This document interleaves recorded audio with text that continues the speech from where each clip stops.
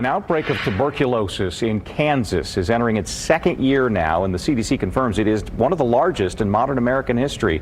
It's getting a lot of headlines, so it's the focus of our morning checkup. Wish TV medical expert Dr. Janelle Gordon is here this morning. Good morning. Good morning, Scott. Some of us think, oh, the TB's way in the past. This is a done thing. No, Kansas City, Kansas is feeling it right now. Feeling it right now, one of the largest outbreaks that we've seen in U.S. history, especially as it relates to modern record keeping post-vaccination. When we say TB, when we say tuberculosis, what do we mean?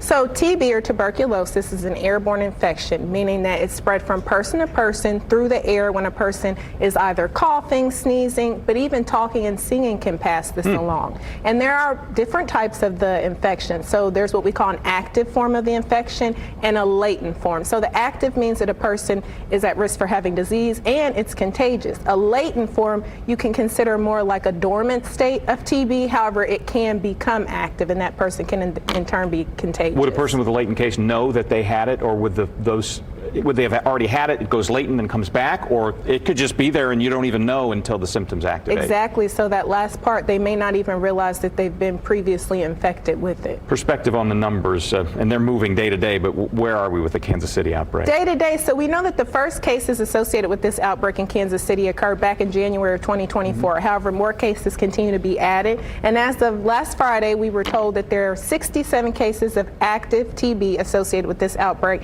and 79 cases of latent TB.